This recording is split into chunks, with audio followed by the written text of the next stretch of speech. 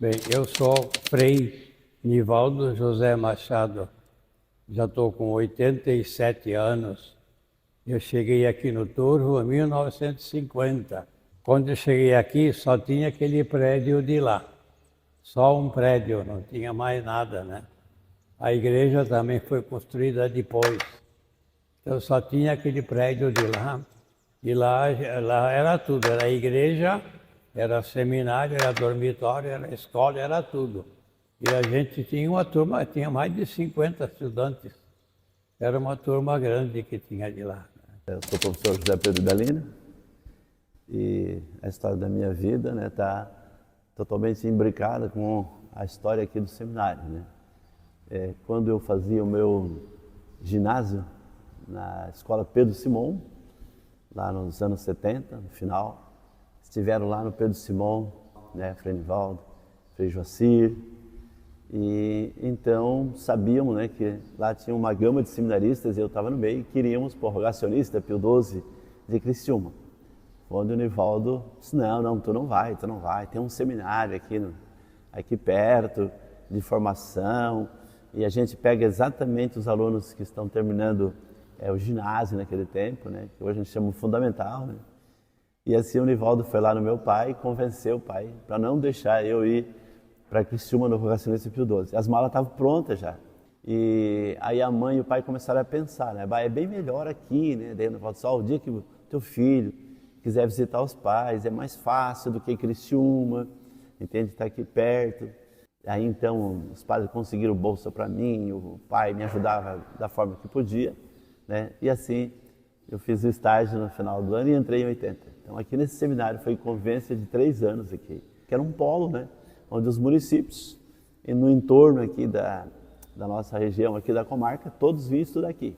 Era o único segundo grau que tinha, Então vinha muitos alunos aqui e o seminário aqui ficou muito apertado, pequeno.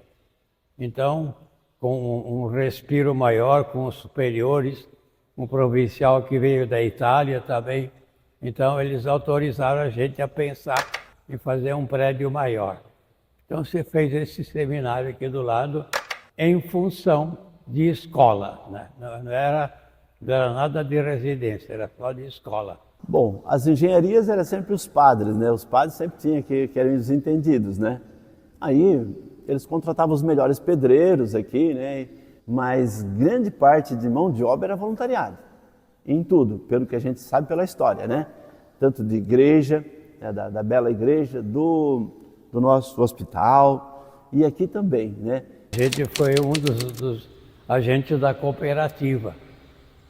No começo estava muito desarticulado, só um ou outro colono plantava um pouco de arroz aqui. Então a gente sabia que podia existir uma cooperativa e trazer técnicos de outros estados para orientar aqui como é que ia fazer. Então aí começaram a usar muito os tratores, Os tratores começou naquele período aí quando começamos a incentivar a produção de arroz e preparar as granjas, nivelar os terrenos, ver o desnível de água. E com essa tecnologia, então é que a gente incentivou os colonos a começar a produzir o arroz. E a grande força foi a cooperativa. A cooperativa é que sustentava o pessoal que estava preparando, estava carregando.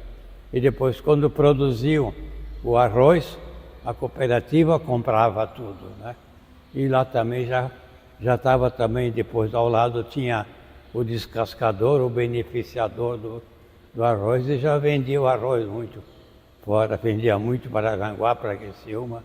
O arroz já embalada já com esse saquinho de plástico bonitinho, já era uma amostra de turvo. Então o seminário era uma potência, até porque aqui era um colégio agrícola que funcionou, um técnico de 1980 a 82. Graças também a todo, a desenvoltura e a busca, do padre Nivaldo.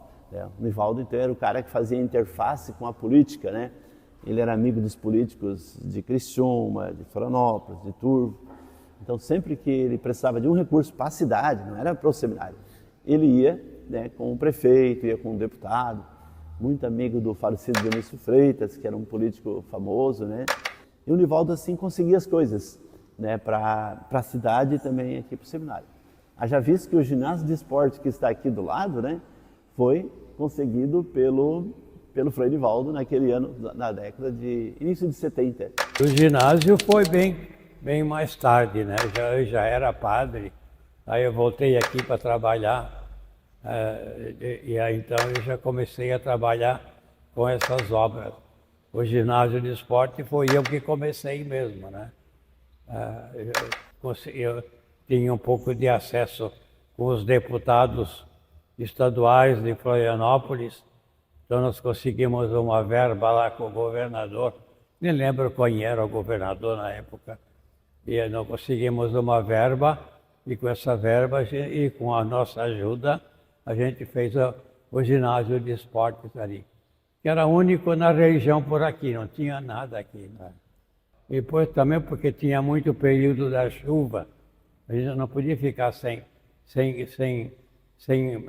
jogar nada, porque tinha que deixar passar o inverno todo. E o inverno tinha aquela neblina, aquela chuva fina.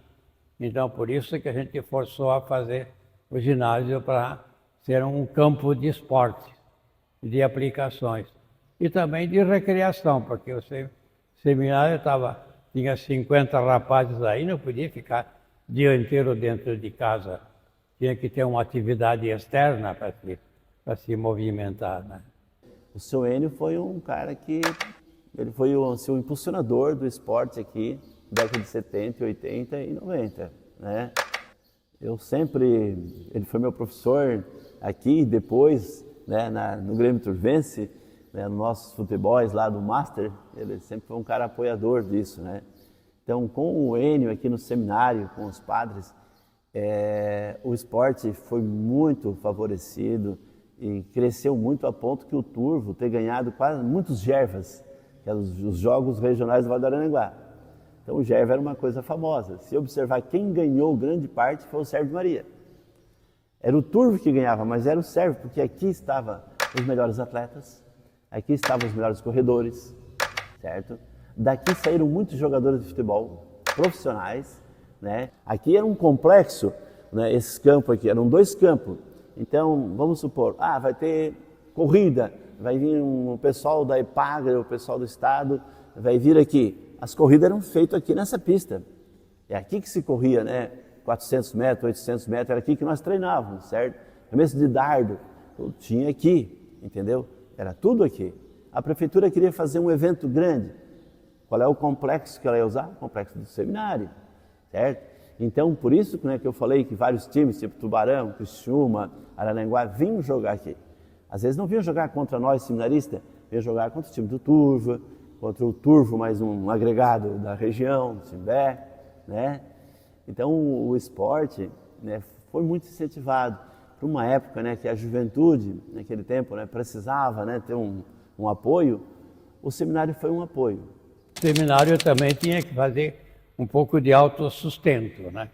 O autossustento era também, primeiramente, da produção do arroz e do milho, né? E depois também, especialmente eu que comecei um pouco quando já era padre, a granja de suínos, de multiplicação dos suínos, mesmo com classe, né? Com classificação. A gente produzia os porquinhos e vendia para os colonos aí. E segurava sempre um pouco para a gente.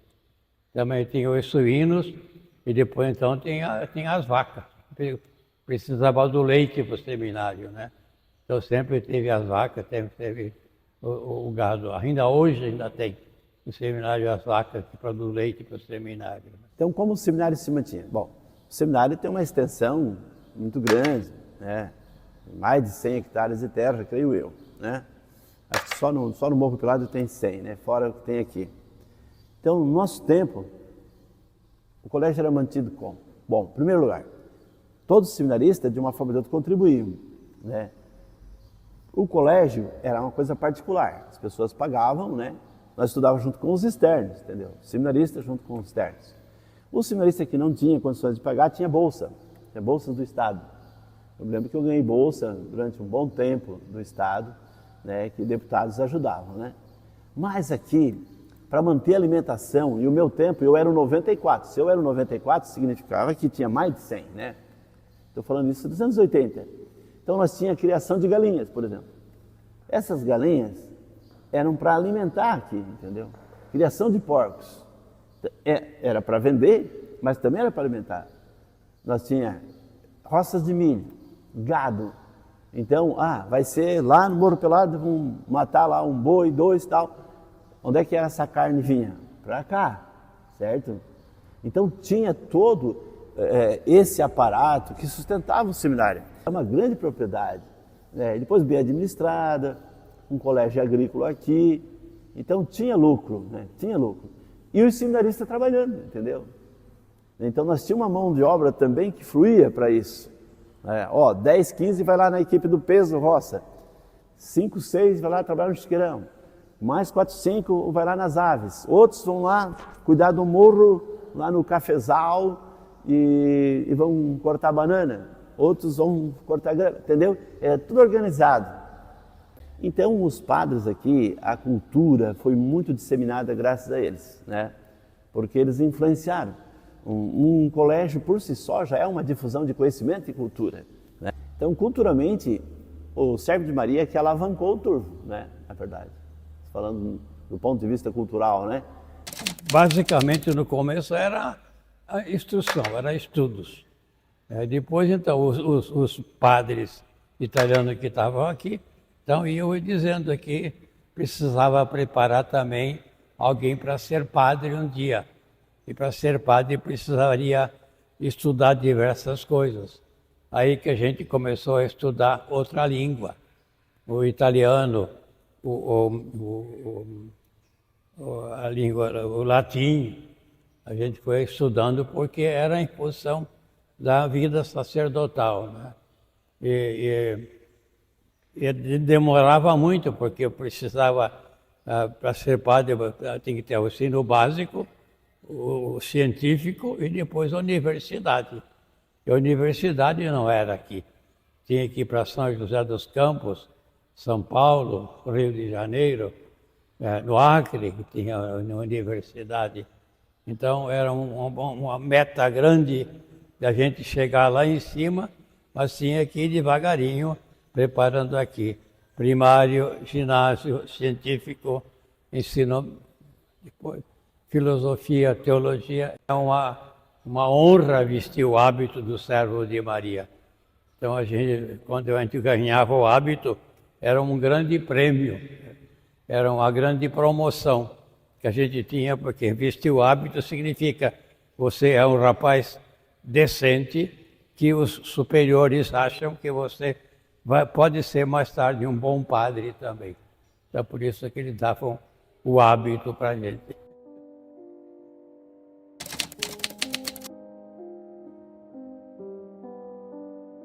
Eu conheci o Frigídio pelos padres, eu conheci o Frigídio pelos testemunhos, pela história. E ainda mais agora que eu faço parte da Comissão Histórica, que sou encarregado, né, de, junto com o Frei Pedro, buscar todas as informações, todas as declarações, todas as graças e testemunhos das pessoas para enviar posteriormente, né, para o nosso bispo e depois para Roma, né? Então, quem é Frigídio? Frigídio é um irmão, certo? Semi-analfabeto, ele praticamente escrevia muito pouco, mal fazia o nome, certo? Que ele rezava de 14 a 20 e poucos terços por dia, certo? E ele tinha uma função maravilhosa, que além de catequista, sacristão, ele que fazia o pão, ele que fazia o vinho, ele cuidava da horta, cuidava da chácara, ele que levava o seminarista para capinar no morro, aqui no entorno, né? E o Frigídio sempre foi considerado como sendo a coluna mestra espiritual dessa comunidade. Todos os padres gostavam de se aconselhar com ele. Embora Frigídio não tivesse faculdade e tal, ele tinha uma vivência, ele tinha uma sabedoria que extrapolava, que emanava, sabe, dos seus poros.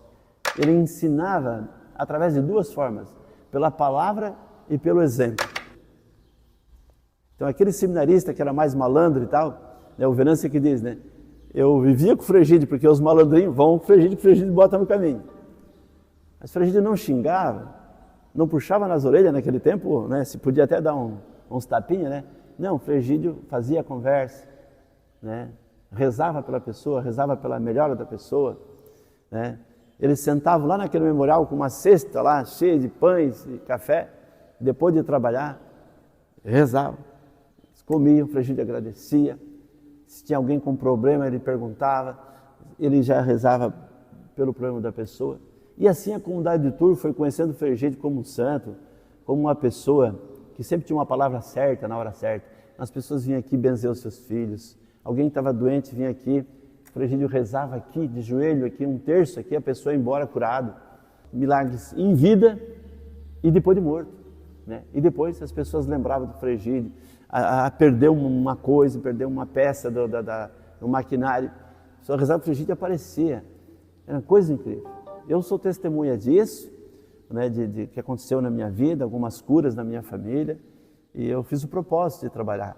E assim nós começamos a se organizar. Primeiramente pensamos no memorial, né, construímos esse memorial, que foi tudo doações. Nós saímos casa por casa, assim, trabalho de formiguinha, certo? Não vendemos na época nenhuma rifa, nós pedíamos para as pessoas e as pessoas doavam. E daí começamos a trabalhar, nos organizar junto, fazer uma interface com o bispo. Fomos até o bispo, junto com a ordem entendeu que o negócio estava crescendo, mandou um postulador. Lá em 2018 veio o Frei Franco Asali, que é aquele que trabalha na causa dos santos. Ele ficou empolgado, fomos até Dom Jacinto. Dom Jacinto deu um aval, né, para nós continuar, certo? Aí em 2021, o bispo marcou uma grande missa. Essa missa, ela foi um marco, porque não abriu o processo ali, mas Dom Jacinto trouxe um padre canonista, especialista na causa dos santos, e disse que tinha uma grande possibilidade, pelo que eles enxergaram, pela documentação, pelo que nós apresentamos, desse homem vir a ser santo e abrir o processo. Hoje, esse livro, contendo mais de 200 declarações, estão comigo. Na hora certa nós vamos entregar, porque nós estamos captando mais coisas ainda, né? Nós vamos entregar para a comissão histórica, né? Aqui para a chancelaria do Padre Joel, aqui, do bispo, né? E esse ano foi o ano base, né? Esse ano, então, foi o ano... tudo aquilo que nós queríamos que acontecesse lá em 20, 21, aconteceu nesse ano de 24. Em 7 de julho desse ano, o bispo marcou a abertura do processo.